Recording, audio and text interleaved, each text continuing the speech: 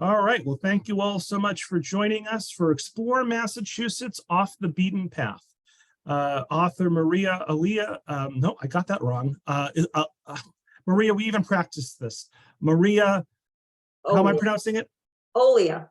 Olia. I want to say Olia. That doesn't sound right. So Olia, Maria Olia, will discuss her brand new book, Massachusetts Off the Beaten Path. So we're going to discover some of Massachusetts' unique offerings with this guide. We're going to, in the book, you visit a wooden boat shop that has been in business since 1793. You admire the pressed glass galleries at the Sandwich Glass Museum. And you can travel back in time at the 19th century Old Sturbridge Village. So Maria here is a travel writer and essayist. She has written extensively about Boston and New England and has authored several travel books on the region. Her articles and essays have appeared in the Boston Globe, in Working Mother, and in the Christian Science Monitor, among several other publications. Maria has lived in the Boston area since arriving as a college student to study at Northeastern University more than 30 years ago. She resides with her husband in Newton, just outside of Boston, where they raised their 3 sons and daughter.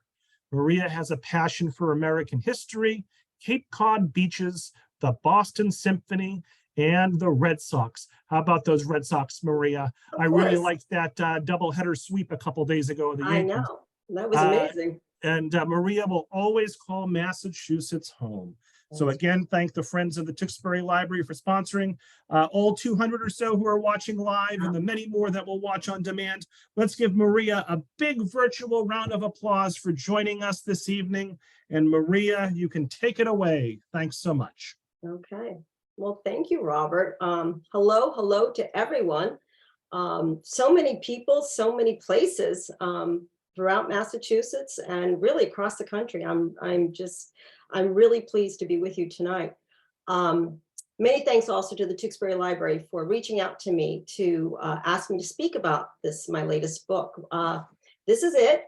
It's newly published. It came out just on May 1st.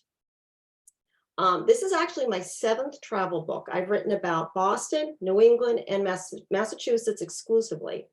And I wanted to start tonight by telling you a little bit about the background of the book. The series actually was first published in the 1990s. As you can imagine, there's one for each state.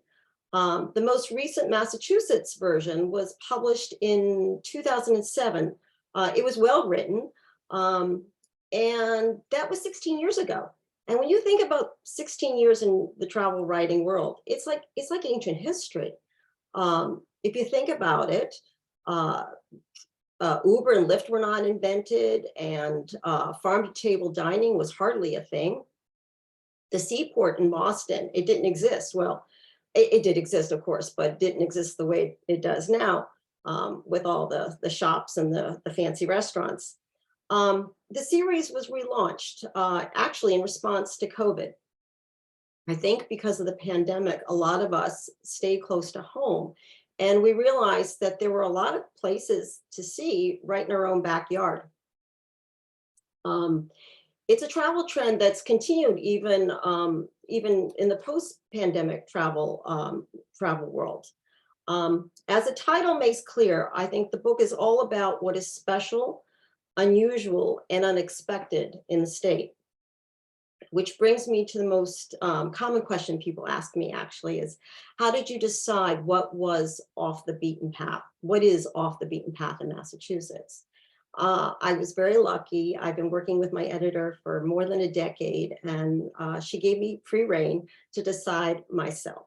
And when I thought about it, or when you think about it, off the beaten path is really something that's very, is relative. I think about, for example, a young couple that might be coming to Boston for a romantic weekend getaway, and maybe one of them had gone to school here. For them, maybe off the beaten path means going to the Isabella Stewart Gardner Museum instead of the MFA. I think about a family from Missouri who might be coming to the East Coast to, march their kids down the Freedom Trail to show them the Revolutionary War sites. So for that family, going off the beaten path might mean going to the Franklin Park Zoo instead of joining the big crowd at the New England Aquarium on a Saturday afternoon. I can see through the chat that most of us are from Massachusetts. So for Massachusetts residents and natives, off the beaten path is something altogether different. I think many of us think that we do know Boston and that we know it quite well. But how many of you have actually, for example, gone to the Longfellow House, Washington headquarters, which is it's in Cambridge, and it's right outside of Harvard Square. It's on Brattle Street. It's a big yellow house. I've actually been on Brattle Street going to my car, and I literally have seen National Park Service rangers with their hats standing on the sidewalk, encouraging people to come on inside.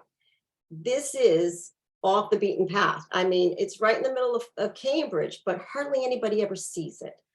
So that's a great example of what this book is all about. Another really good example is the Shailin Liu Performance Center in Rockport. You know, it opened in 2010, a lot of fanfare. And I mean, it's a wonderful idea to see a classical music concert against the backdrop of the waves crashing on those rocks. But have you actually gone? Have you actually done it? So this book is about doing those things. So sometimes off the beaten path is the places that you haven't been to yet, but they're located right next door. So tonight I wanted to read what I consider some of the best bits from the book. And I think we're going to go on a little trip through the state tonight. So the first one that I wanted to read about is the Saugus Ironworks, which is located just about 10 miles north of Boston. It's another National Park Service site, and it is also not well visited. So I wanted to read a section of the book. So forgive me bending my head. I haven't memorized this. So here we go. The importance of the Saugus Ironworks in shaping early American industry cannot be overestimated. Originally named Hammersmith, the foundry can trace its roots to the 1640s. At the time, iron was necessary for many finished goods, nails for houses and boats, wagon wheels, plows, and kettles. It was worth more than gold. It could only be imported from England. Massachusetts Bay Governor John Winthrop saw the need for the fledgling colony to be self-sufficient. Hammersmith was established on the banks of the Saugus River, which provided water for the sophisticated system of hydraulics that drove the wheels to run the machinery. The manufacturing success enriched the colony, helping it become independent from England and laying the foundation of America's iron and steel industry. The 12-acre industrial site, a historically accurate recreation of the Puritan-era operation, features a forge, paddle wheels, a rolling mill, a warehouse, and a blacksmith shop. There's also a short nature trail through the very same forest that once fed the blast furnace's insatiable need for fire. So that is an example of something that you didn't even know existed, probably. But the book also offers perspectives on things that you know very, very well. So for that example, I want to go to the North End. And I'm sure you've been to the North End if you've ever been to Boston. For people who live here, we may even avoid it, thinking that it is too touristy. I personally think it's a wonderful place to bring visitors, and I actually did so just last week. We had visitors, friends, and family from the UK, and we went to the North End, and we did several things that I'm going to read about today. So it's a sidebar in this book, and it's called Foodie Neighborhood, the North End, and I also did Foodie Neighborhood, Chinatown, but tonight I'm going to read the North End. So here we go. The first Italian immigrants came to the North End in the late 1800s. With its narrow streets, red brick tenements, and the smell of garlic in the air, the neighborhood still has a movie set quality about it. Choosing among the nearly 100 restaurants packed into the North End can be hard. So here's a list of some of my favorites. A classic oyster bar is a fine place for a quick stop at any time of the day or night. Inevitably, there is a line out the door at Neptune Oyster, located at 63 Salem Street. The mirrored zinc bar is a buzzy backdrop to the hum of conversation punctuated by laughter. Diners sit elbow to elbow, sipping wine and slurping the briny goodness of freshly shucked oysters. This is where the cool kids hang. And when I was there 2 weeks ago, there was still a line at the door.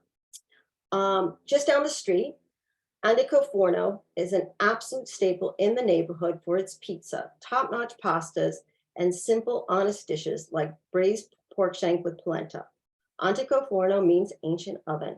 The brick wood-fired hearth reaches 700 degrees, achieving pizza with a crispy crust that still has a good chew. It also turns out lovely baked pastas. The marvelously cheesy baked rigatoni and sausage is a menu mainstay.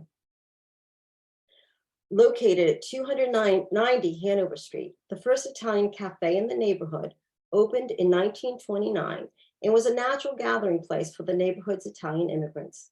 With its cozy bistro tables, marble floors, and copper tin ceiling, it's hard not to fall in love with Cafe Victoria. It's a wonderful spot to take a break and relax with a coffee and cannoli. In the evening, it is a perfect perch for night owls in search of a nightcap, as is open until midnight every day and has a full liquor license. Order a Cafe Correcto or Correct coffee, and your espresso will come with a splash of alcohol, usually Sambuca. Located at 257 Hanover Street, modern pastry may be borderline touristy, but it is a legendary Italian-American bakery that has been around for more than 80 years. Your hunt for the perfect North End cannoli ends here. Modern fills each tender cannoli shell with perfectly balanced, not too sweet ricotta to order. It's hard to understand why more people don't know that there's a restaurant under modern pastry, but it is a secret that should definitely get out, especially when all the restaurants on Hanover Street are overflowing. Walk down the stairs next door at 263 Hanover Street to Modern Underground, a speakeasy style space where there's an Italian soccer match playing silently on the TV above the bar. Take your pick from Italian-American dishes such as chicken parm, ravioli with vodka sauce, and Caesar salad. Or channel Frank Sinatra and order a martini. Note, modern pastries cash only, but Modern Underground accepts credit cards. Sala Maria Italiana has been a neighborhood anchor since 1962. Expat Italians and tourists alike are drawn by the shop's high-quality Italian ingredients. Find extra virgin olive oils, hard to find pantry staples like the salt-packed anchovies, and aged balsamic vinegar so thick that you can spread it on bread. Those in the know come for the made-to-order porchetta and caprese sandwiches to eat at the Greenway picnic tables. Grab a number at the deli counter and brace for a wait. But the people watching is great, and there are always generous samples of salami and cheese to be had. So reading about the North End reminds me of a dilemma that came early on in the writing of the book, which was whether I should include the Freedom Trail, which is the least off the beaten path activity that you possibly could do in Boston. It's our most popular tourist attraction. In the end, I decided to add it. I was thinking about going to Washington, D.C. and not talking about the memorials that line the National Mall. I think it was necessary to put it in the book, if only for context. It's a sidebar in the book. I'm not going to read that section. But what I do is I recommend that readers start from Charlestown. They start, especially if they want to go up the Bunker Hill Monument, start with that first. Your legs will be fresh.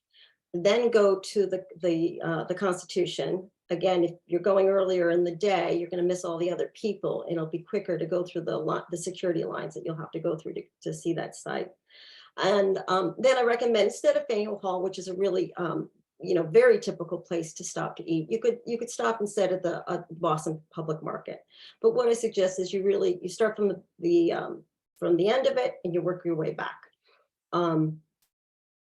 And so as for the general structure of the book, in Massachusetts, it's pretty obvious how the chapters are going to be laid out. So of course we do Boston, and I do the North Shore and then the South Shore. the Cape Cod and the Islands. You know, when you write a book about Massachusetts, Cape Cod and the Islands is the second most popular chapter. Worcester, the Pioneer Valley, and then finally the Berkshires. So what I wanted to do was read a little bit about Worcester. I wanted to read the intro to Worcester. As you can see when I read this book is really for people who like history. My mom and dad are actually from Worcester, so I'm extremely familiar with the city. So we'll read that one. Here we go. So just 45 miles from Boston, New England's second largest city is often overlooked. This is where we're going to talk about my love of the Red Sox. In the late 1800s, Worcester was an industrial boom town, manufacturing goods as diverse as machine tools, wire, and power looms. Factory work declined in the second half of the 20th century, and post-manufacturing bloom took over. Fast forward to the present, and Worcester's on the rise. The city is home to 9 colleges and universities, including Holy Cross, Worcester Polytech, and the University of Massachusetts Medical School. Of late, downtown has been raised and rebuilt. Much of the Renaissance has been powered by the Boston Red Sox. The Sox AAA team relocated to Worcester in 2021, fueling development of the city's Canal District with a new stadium, hotels, and trendy eateries. There's no doubt that the Worcester Red Sox, affectionately known as the Woo Sox, has been a total home run for the city. In the why have I not heard this before category, Worcester is tops. The first public reading of the Declaration of Independence didn't take place in Boston. It happened in Worcester on the steps of South Church on July 24th, 1776. The first American-made, mass-produced Valentine's Day cards were manufactured by Worcester's Esther Howland. And the iconic yellow smiley face that is the city's unofficial emblem is thanks to Harvey Ball, a local graphic designer and ad man who invented the symbol to boost employee morale for an insurance company. You can take a deep dive into these Worcester firsts and many more at the Worcester Historic Museum. And so the Worcester Historic Museum is one of what I consider the top 10 attractions in Worcester. So each chapter has my top 10 picks. So for Worcester, that would be the Blackstone River and Canal Heritage Park, Fruitlands, the Museum of Russian Icons in Clinton, the New England Botanic Garden at Tower Hill, which is in Boylston, Old Sturbridge Village, Polar Park, which is the stadium for the Woo Sox, Purgatory Chasm State Reservation, Wachusett Mountain State Reservation for hiking and for skiing, the Worcester Historical Museum, which I just mentioned, and the Worcester Public Market, which is brand new. It's kind of like Faneuil Hall in Worcester. And then throughout the book, there are fun sidebars, and I wanted to read a few of my favorites. If I were going to Nantucket this summer, I would check this site out. The little trivia says, gentle, kind, and true are the words on an icon-style painting of a smiling Fred Rogers in one of his trademark cardigans in St. Paul's Episcopal Church. Fred Rogers, the beloved host of Mr. Rogers' Neighborhood, summered in Nantucket from the early 1960s until his passing in 2003. He was a summer parishioner at St. Paul's, and the painting is displayed on the wall next to his favorite pew. St. Paul's is an active congregation, but visitors are welcome to pop in to see the portrait. Also, on the Cape, I'd like to talk about wampum. After bartering the use of wampum, beads made from quahog shells in a dizzying array of white, blue, and purple hues, it was the go-to method of payment among the native tribes of the East Coast. As early as the 1630s, the colonies at Jamestown, New Amsterdam, and Plymouth accepted wampum for trade with native tribes as well as among one another to replace coinage which was scarce in the colonies. Wampum is considered Massachusetts' first currency. It was recognized by the Massachusetts Bay Colony as legal tender in 1650 and was the de facto coin of the realm for the next 30 years. And then I wanted to move north to the Lowell area. and we can read about the art of James McNeill Whistler. Actually, this isn't a trivia. This is a sidebar. Fun fact: the painter James McNeill Whistler was born in Lowell in 1834. Whistler's most famous work is Arrangement in Gray and Blue, #1, the painting better known as Whistler's Mother. Whistler's mother did indeed sit for the portrait. The painting was the first work by an American artist that was purchased by France. And it was originally displayed in the Louvre, and it now makes its home at Paris Musée d'Orsay. The Whistler House Museum of Art is the home of the Lowell Art Association, which lovingly maintains the birthplace of one of their own while promoting the work of the next generation of Lowell artists through special exhibits. The museum has a very good reproduction of Whistler's mother to view and a gallery of Whistler's etchings, as well as sketches by John Singer Sargent, as Whistler and Sargent were friends. Also be sure to check out the stunning bronze sculpture of Whistler in the little park across the street by Tewksbury artist Miko Kaufman. Besides there are also throughout the book listings of places to eat and places to stay, and nearly all of them are independently owned or and local. Off the Beaten Path is really, it's a book for someone who's probably familiar with the state. I think it's a great book to stash in your glove compartment for when you are out and about. For me, it's an invitation to explore the sites that you've been meaning to visit, but you haven't visited yet. So I wanted to give an example of my own. I was speaking with my husband, and I was saying how I really wanted to go to the Frederick Law Olmsted site, which is in Brookline, which is about 3 miles from my home. And I'd never been, and I wanted to explore it for this book. You probably know Olmsted designed Central Park, and he's considered America's first landscape architect.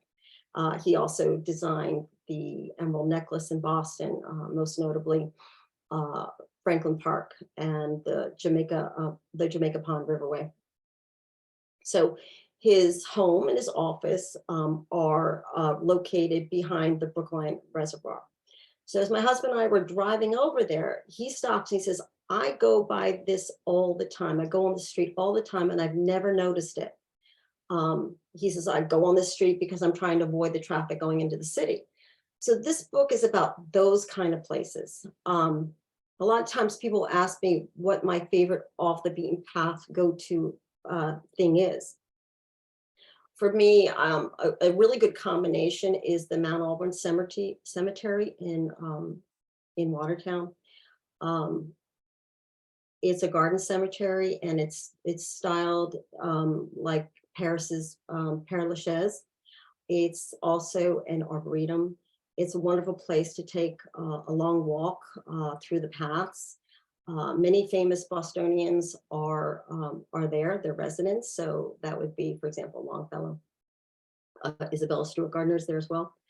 And there's also a tower that you can climb, a 90-foot tower. It's called Washington's Tower, and you have a great view of Boston. And after that, I would go across the street, and there's this wonderful restaurant. It's called Sofra. I think in 2022, it was named in the New York Times as one of America's best restaurants. It specializes in Middle East food. I'm very partial to the Spanish falafel. There's a chocolate hazelnut baklava. So that to me is a great example of what Off the Beaten Path is all about. Another example of that kind of situation would be if I were on the vineyard, an off the beaten path kind of thing that I like to do with my friends and my family. If I'm in Edgartown, rent a bicycle, go to Among the Flowers, have them pack a lunch to go, and then take the Chappaquiddick ferry over to Chappaquiddick, and then go to My Toy. My Toy is a Trustees of Reservations property, and they have picnic benches there to enjoy that lunch. And then after lunch, just right outside of My Toy, there's a little beach. It's Leyland State Reservation. and then you can go to the beach, and then you take the ferry back, and you're back in the vineyard. So that's an example, again, of an off the beaten path excursion that is very doable and that you can learn about in the book. I think for us in Massachusetts, we're so lucky to call Massachusetts home. There's so many things to do. And I think there are many, many wonderful ideas of places that you can go this summer. Any questions? So Maria, I'm going to pop back up here. So Maria, I guess my first question is, before we get to the audience questions, is, and you briefly touched on this at the beginning, but what qualifies something as off the beaten path? You know, I guess that you referenced the Freedom Trail, which everyone knows, but I understand it made it into your book. But do you have like a definition of off the beaten path? I don't have a definition per se, but there's off the beaten path, and then there are things that are so off the beaten path that people don't really want to do them. This is not that kind of book. There are books out there that find the most obscure things to do. There's a great example of that. I think it's called Pony Hutch in Lincoln, and people have decided to deposit their used rocking horses in a circle. And it's interesting, but I don't know if my book is about directing people to Pony Hutch. So if I was talking about Lincoln, you know, I think a better use of anybody's time would be perhaps to go to Gropius' house. He was the Bauhaus architect, and his home is there. And it's a great example of modern architecture. It also is a trustees of reservations property. And the thing is, as I was talking, you might have heard me say trustees of reservations and National Park Service. And then there's one more, it's a New England, well, those two in particular, I would say, are really stewards of the things that are off the beaten path. And the thing that I perhaps haven't spoken enough about right now is that since COVID, we've all been more interested in doing things that are outside. So in this book, there are a lot of short hikes or kayak paddles that people can do as they travel throughout the state. And one of those examples was, I just mentioned very briefly, was the Purgatory Chasm. A lot of people discovered that during COVID because it's a great thing to do to socially distance yourself. Yeah, just a comment. It was nice that you referenced at least a few of the National Historic sites and parks in your book. We just did a series here in Tewksbury, a weekly series that we zoomed with a lot of the park rangers at those parks and sites, and we got to almost all of them. There were a few, like the Boston Harbor Islands, that don't do virtual programs, but we got to most of them. And I think the third organization you might have been thinking of is Historic New England. Yes. Yeah, and we've done some Zoom programming with them as well. All right, so let's jump into some audience questions. These are both comments and questions. Sure. So Janet says that Fruitlands in Harvard, with 4 museums and a lovely lunchroom, reserved for lunch before seeing 2 museums, and then see the other 2 after lunch. So that's a recommendation from Janet. Have you been to the Fruitlands before, Maria? Yes, and the other thing about Fruitlands is they have robust programming for the winter. You know, we're right now in June and we're all thinking about summer travel, but they have programming in the winter, which includes renting snowshoes along the, throughout the property. And that's another good thing to remember. The book is not just for the summer, it's also for the other times of the year. By the way, and I apologize if you mentioned this at the beginning, but how many locations and attractions do you include in your book? Oh, I don't know. I'm sure several hundred. Right. More than you could possibly visit in probably a lifetime. And it's taken me almost a lifetime to see these sites as well. I'll give you an example. You know, as I mentioned, I've been writing these books for decades. And when I started this particular book, I said, where do I want to revisit? Where hadn't I been for a while? And that place was Cape Ann, actually. So I actually just this year, for the very first time, visited the Cape Ann Museum. And I was amazed. It's one of those places you've heard about. You've probably heard about the Fitzhenry Lane paintings. And I went and I was blown away. You could easily do this in an hour. And then, you know about the paintings, and then you discover something else. So the something else there was the Folly Cove Artisan Guild, which was a group of mostly women artists in the 1940s, 1950s. I think they were led by Virginia Lee Burton, who wrote Mike Mulligan and his Steam Shovel. And it was unusual at the time, right? They were women artists and they were making money doing their work. And that's another permanent exhibit that's there. Now, I go up to the North Shore, I might go to the beach and I think, oh, I'm going to go to the Cape Ann Museum, and I've never done it. So this is the kind of thing I want to encourage people to do. Francis asks, did any art museums get included in your book? And RJ specifically asks about the Worcester Art Museum, which is often an overlooked but world-class museum. Yes, the Worcester Art Museum is in the book. It is overlooked, especially for those Roman mosaics, which are really world famous. It might be the most important thing that's in that particular museum. The Worcester Art Museum also took on the Armory Museum in Worcester's collection. So that museum closed prior to COVID. And so all the things from that museum now are in the Worcester Art Museum. So it's an interesting thing to see. So Lois wants to know, if you had to go to the Berkshires for a weekend, what are some of the off the beaten path locales and attractions to do there? That actually was the other place that I kind of revisited for this book. And I went in the winter specifically because the Berkshires they're trying to promote not just the summer festival season, which is largely spearheaded by the Boston Symphony Orchestra, but they're trying to promote their winter sports. So I went to Jiminy Peak. And again, when you think about skiing in New England, you're always thinking about New Hampshire or Vermont. And we went shortly after Christmas and it was magical. But in terms of things to see there, again, I went to the Norman Rockwell Museum. I had not been for 10 years, and it was wonderful to just revisit, what is really an important part of American art. An anonymous attendee writes, and this wasn't me, I swear, are libraries included in your book? Did you have any libraries as off the beaten path places? Well, the Boston Public Library, of course, is in the book. It's one of my favorite places in Boston. It's important architecturally, it's important historically.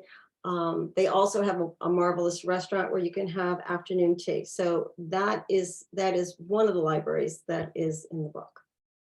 Jarek asks, what is one of your favorite off the beaten path excursions that you've done? My favorite, recently, boy, that would be a tough one. Well, I would say on this last trip to the North Shore, to Cape Ann, we went to Hammond Castle. I'd never been to that.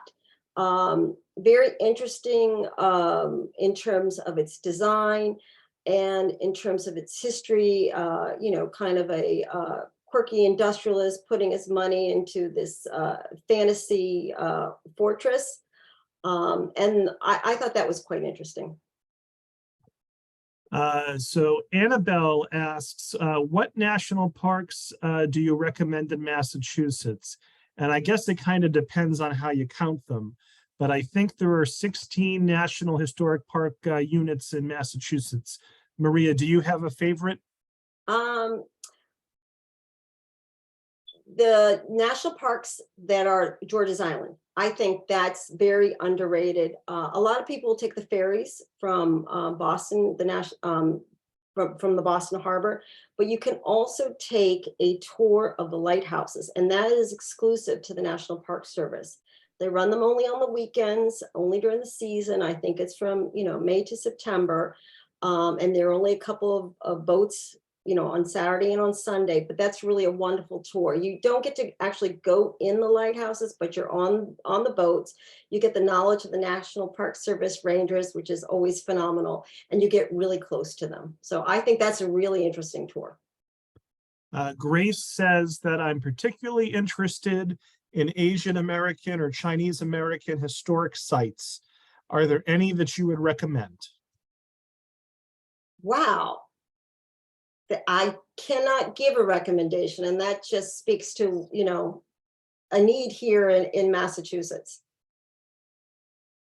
All right, we finally stumped her, folks. I know. Yeah, I have to write that down. But, I would say, I do make an effort to include everybody and everything. And in this particular book, I made much more of an effort to include Native people, and that's very different from any other book that I've ever written. I mean, part of practically every introduction is about the Native people that were there first. Yeah, I know that like the Peabody, and this doesn't really answer the question, but I know like the Museum of Fine Arts and the Peabody Essex Museum, they'll have exhibits or galleries for Asian art, but and I think there's an Asian art gallery nearby in Chelmsford, but yeah, I don't know anymore myself, so I do apologize. An anonymous attendee asks, any thoughts on the Hancock Shaker Village? The time to visit the Hancock Shaker Village is certainly in the spring when all the baby animals are there. Beverly wants to know, have you visited the Fuller Craft Museum in Brockton? Yes, I have, and that is absolutely in the book. RJ is a fan of the garden at Elm Bank. Oh, yes, that's just a few miles from my home, 15 miles away. Yes, definitely underrated. Jean says, your recommendations are wonderful. Can you name other even more off the beaten tracks, maybe some that involve nature? Do you have any hidden gems in nature that you would recommend, Maria? Off the top of my head, hidden gems, Wadley Park up on the North Shore. I think that's I think only locals know about that. Yeah, Grace notes that if you do come across attractions for Asian American history, to include them in future books. That's a great idea. She says thank you. An anonymous attendee says the Yin Yu Tang House at the Peabody Essex Museum is a great take. Yes. So there we go. That is in the book. It's not that I totally ignore Asian art, and that certainly is in the book, but that to me is an obvious. It is very obvious. But again, it's all relative. So I'm going to jump over to the chat now, Maria, where we have lots of comments and questions. Jay says that their favorite summer place to visit is Nantucket. Yeah. Peter was wondering if Robert Goddard was born in Worcester and that there might be a space museum in Worcester. Are you familiar with that, Maria? No, I don't think so, not yet. Okay. Jay notes that they lived in Brookline on Beale Street, which across from the old Kennedy family home. Yeah. That's another national park site that people know about, but they don't go to. One of the things I noticed post-COVID with the national park sites, their seasons has gotten shorter. And the number of hours has also gotten shorter. So you definitely have to check. But some of these places, like I know the Kennedy birthplace, it used to be open April through October every day. And now it's kind of like May through September and on the weekends. So that's certainly something that needs to be checked, but it doesn't mean you shouldn't go. Maria, a couple questions ago, I asked you for a hidden gem in nature. Can you just repeat the location you gave? In Newburyport, Maud Lake Park. Got it. Okay, we had a couple folks asking about that. Let's see here. Oh boy, we're not going to get to all these. Louise just wanted you to know that Medford just recently had the slave wall, which was bequeathed to the city and recently restored as a community preservation project. It is beautiful, and it is located on Grove Street. So So that might be, yeah, I have the Royal House in Medford in the book. It's the one site in Medford, and that is in the book. Medford, by the way, has a beautiful new library. You might want to take a look at that one, Maria. Anne said Michael Bloomberg donated and made it, basically helped build it. Anne says there's a new innovation trail from Cambridge to Boston, I think she's saying. You might want to check that out. Yeah. Margaret notes that Harvard University has a number of museums, and on Mhm. Sunday mornings and Wednesday evenings, museum admission is free to all Massachusetts residents. These are excellent museums that are even great for children. And on Sundays are great as you can park on the streets without a resident sticker. Yeah, so in the book, I used the Harvard Museum of Natural History as I did a section, the children's edit, and that was suggested for the kids, because some kids, for example, they don't like to go to big museums with lots of people, and that's a smaller museum, and it might be more suitable for younger children. Anne recommends the Paper House in Rockport. She says Yes. it's amazing. Yes, that's a drive by. You can also go in it. Again, very limited hours, but definitely off the beaten path. Not a destination, but if you're going to, for example, Halibut Point, if you want to go to that park where there's a nice walk there as well, in the rock quarries, the Paper Museum is a good little stop, and it is also in the book. And excuse my ignorance, but is the Paper Museum or the Paper House, what is that, just the history of paper, or what are we dealing with there? No, it's a house someone built entirely of paper, and it's varnished paper. Yes. Wow, okay. It's an oddity. It's certainly one of those oddities, Okay. but it is in the book. Yeah. Yeah. All right. Rosamond says we try to appeal to everybody. Yeah, no, that's interesting. I hadn't heard of that. Rosamond says that Lowell has a lovely cemetery that's great for walks and bird watching. And there's also some whitewater rafting around Lowell, which, Rosamond, I had no idea about that. Yeah, but yeah, go ahead. I had heard about I cover the canal tours, National Park Service again. Those are wonderful. And I had heard about the White River rafting. I do need to mention that I wrote this book last year, just at this time. So it came out about a month ago. That's how long it takes to do it. But I've already been told that this book is on a 3-year rewrite. And so that's 2 years from now. And so a lot of these suggestions I'll be using in the next edition. Excellent. That's great. So folks, if you have suggestions, get them in. Let's see here. I'm going to keep going.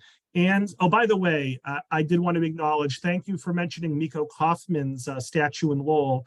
He, of course, is a Tewksbury native. He's a kind of one of our claims to fame here in Tewksbury. He has several statues here in Tewksbury, where he lived most of his life. And the Tewksbury Library actually on loan has a collection of a lot of his miniatures.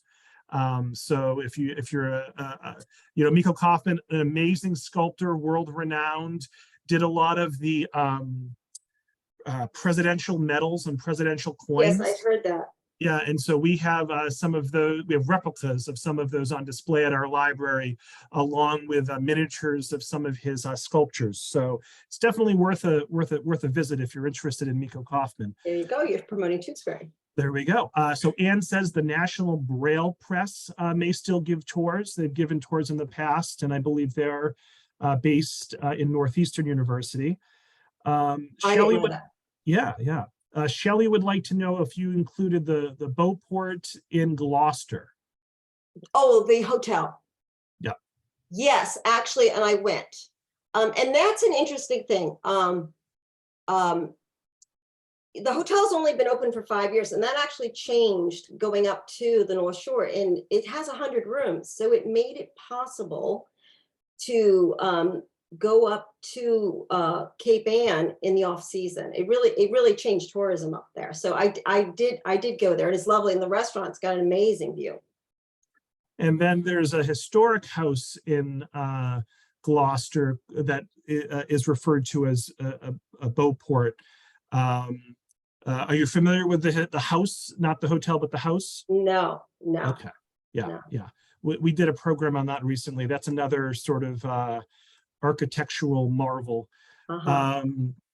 So Anne says the Russell Museum and the Ether Dome at Mass General Hospital It's are in, both, it is. yeah, they're both A very lot of, interesting. a lot of people are interested in that. Nurses and doctors, they like to make that kind of pilgrimage. It's a little hard to find. You really, and I tell you in the book to go to the information desk, and they will give you a little card that shows you how to go through the hospital to get to it.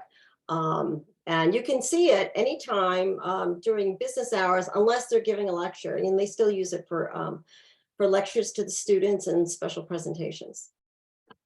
Anne recommends the Olcott House in Concord. They have wonderful tours, as yeah. does, she also recommends Garden in the Woods. Yes. Peg says, thank you for all this great information. I will have to get your book. Oh, so nice. Carlene recommends Maudsley State Park in That's Newburyport. that's what I was talking about. Exactly. Yeah. Also on Cape Ann, Jean recommends Ravenswood Park. That sounds like it's from Harry Potter, Jean. Yeah. So Ravenswood's Park and the unusual Dogtown Common are very unique parks. Dogtown has huge boulders with sayings etched into them to lift up the spirits of the residents during the Great Depression. Yes. Yes, I've heard about that. Will probably go in the next one. That goes, that kind of skews to the more obscure. But there's a place for that in the book as well. I did want to talk about one of the most fun things. I had forgot to mention this when I was writing the book. You know, the book was written to format, and so I had to do it a fact sheet, just like all the other books. And there was a section that was called famous residents and famous people born in Massachusetts. And for the other books, it was very dull. But I wanted to read aloud what I had written, because you've mentioned some of these names. So famous people born in Massachusetts, you know, I'm going to write the people that you expect. So the founding fathers, of course, are here, but I went a little deeper. So we do Benjamin Franklin and Paul Revere and John Hancock, President John Adams, President John Quincy Adams, Susan B. Anthony, Edgar Allan Poe, Theodore Zeus Geisel, N.C. Wyatt, Betty Davis, and then we have President John F. Kennedy, Leonard Bernstein, President George H.W. Bush, Malcolm X, now we get to the fun part, Leonard Nimoy, Kurt Russell, Michael Bloomberg, Mike Wallace, Leslie Stahl, Matthew Perry, Matt LeBlanc, Uma Thurman, Amy Poehler, Mark Wahlberg, Conan O'Brien, Matt Damon. Ben was born in California. I had to look that up. Steve Carell, Chris Evans, John Krasinski, BJ Novak, Mindy Kaling. Obviously, I'm a fan of The Office, but we wanted to zhuzh up Massachusetts. I mean, we're not New York and we're not California, but we have a lot of people are from here. Yeah, I think about half The Office comes from Massachusetts. So we're going to finish up with the chat, jump back to the Q&A, and then we'll wrap things up. So Anne notes that there's a plastic museum in Leominster, and there used to be a museum of toilets in Worcester, but it closed. Yeah, that's closed. And I think the plastic museum I looked at as well. Some things had closed during COVID and have not opened up. And so that was a little bit of a tricky thing as I was writing it last year when we weren't quite over COVID. And I kind of had to cast an eye as to, is it opening again? Has it opened? Will it close? And I think for this book, unlike some of my other books, there are fewer restaurants for that reason. I definitely think in the next edition, there will be more restaurants, because restaurants were the thing that was really decimated in COVID. So in a couple of years, we'll see how it settles down. But that's definitely been a change. I focus more on the places as opposed to the places to eat. So Angelina says this has been very informative. Thank you. Dorothy says that the Beauport Sleeper House in Gloucester is a historic New England site. Valeria says she recommends the Swamp Trail Nature Walk in Danvers. The Mass Audubon recommends it. I think it's associated with the Ipswich River somehow. She says the birds used to eat the seeds out of your hand. I love Mass Audubon, and that's another thing. We're talking about stewards of, important places in Massachusetts, also Mass Audubon. So Rosamond says great program. I'm going to skip things that we've already covered. Anne recommends the Scottish Rite Masons Museum in Lexington. Rite is R-I-T, Scottish Rite Masons Museum in Lexington. Judy says, thank you for this interesting talk. Virginia says, thanks very much. I will get your book and start exploring. Oh, good. Jean recommends the Museum of Bad Art in Dedham, says it's very entertaining. That's in. It's in. Yeah. Yeah, we've hosted them virtually here in Tewksbury as well. And then I'm going to quickly jump back to the Q&A where I think we have some more questions, and then we're going to wrap it up in about 5 minutes. So we're lightning round, Maria. Francis wants to know, did any bike paths make it into your book? Oh, yes, of course. Cape Cod Rail Trail is certainly in the book. I forget the name of the one that's in the Berkshires. That's from Pittsfield, but that's in the book. There are quite a few bike trails, easy bike trails. I think I'm like a lot of people. I like soft adventure. So there's a lot of soft adventure in the book. Christine asks, have you ever been to the Museum of Printing in Haverhill? It's a great museum. The staff is great, and their combined experience make the visit worthwhile. Yeah, I've not. It's not in the book, but certainly the next time. Annabelle says, do you think okay, so how strict were we with Massachusetts? Because Annabelle wants to know, do you think the national park in Maine is close enough to include? No, I can't do that. I have to write to format. Massachusetts only, Annabelle. And can you just repeat the name of your book for Annabelle? Oh, Massachusetts Off the Beaten Path. Yeah. And it just came out May 1st, was it? May 1st, yeah. Brand new book. It came out on time, which is incredibly rare. Mary Jo recommends the Eric Carle Museum and the Yiddish Book Center in Amherst. Both are in the book. We have another vote for the Museum of Printing in Haverhill. John notes the Plastic Museum in Leominster is also closed. That's what I thought. I had seen that. All these very specific museums. What's in here that actually has a lot of interest, I think, is the Spelman Museum of Postal History. Regis College, right? It's all about stamps. It's on the campus of Regis College in Weston, and that is in the book. I love the fact that about 70 to 75% of everything you mentioned, we've had programs with before. So that makes me feel like I'm doing my job fairly well. You're doing the right thing then. He's retired now, but we used to host Henry Lucas, who used to be the curator of the museum for a yearly talk. Grace says, thank you. I look forward to seeing your future books. Joan wants to know, will this be available as a recording later? Yes, it will, Joan. I see that you missed the beginning. Yeah, you'll get it via email tomorrow. Frances says that she recommends the Cahoon Museum in, this is like a tough one for me. How do I pronounce that city or town, Maria? Which do you one? See that in the Q&A there? Oh. I'm not even sure if I'm pronouncing the museum correct. I recommend the Cotuit. It's in Cotuit. Cotuit. Yeah, that's on the Cape, mid-Cape. Okay. Well, I thought Francis was trying to trick me. Have you ever been to the Cahoon Museum in Cotuit? No, I have not. Okay. I have not, but I do like Cotuit. That would be worth going there for. There we go. All right. It's one of those Indian names.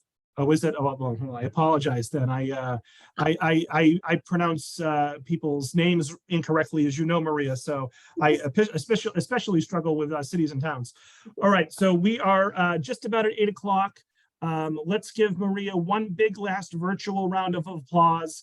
Folks, look for an email from me tomorrow with a link to this recording, a link to a feedback survey, information about some other upcoming virtual programs that might be of interest. There'll also be a link to purchase a copy of Maria's book from Wellesley Books, Wellesley Bookstore, which was our official bookstore partner. I will also in the email personally thank all of the partnering libraries who helped Tewksbury spread the word. And there'll also be information about some other upcoming virtual programs that might be of interest. Whew. All right, so Maria, I think we did it. Do you have any last words before we wrap it up? I hope you all travel in Massachusetts. It's just a wonderful state. All right, and if I'm not mistaken, the first day of summer, I believe, is tomorrow. So I think I timed this just right, folks. So you have a bunch of places to visit, and feel free to go out and purchase a copy of Maria's book, but no pressure, no obligation. And you can get in the library, most libraries. You stole my line, Maria. That's where I was going next. So check your local public library, check your library consortium, and if they don't own the book, then encourage the library to purchase a copy. So we'll end it there. Thank you so much, Maria. Thank you all for tuning in. I hope everyone enjoys the rest of their night. And Maria, go Red Sox. There you go. Thanks. Bye. Bye-bye.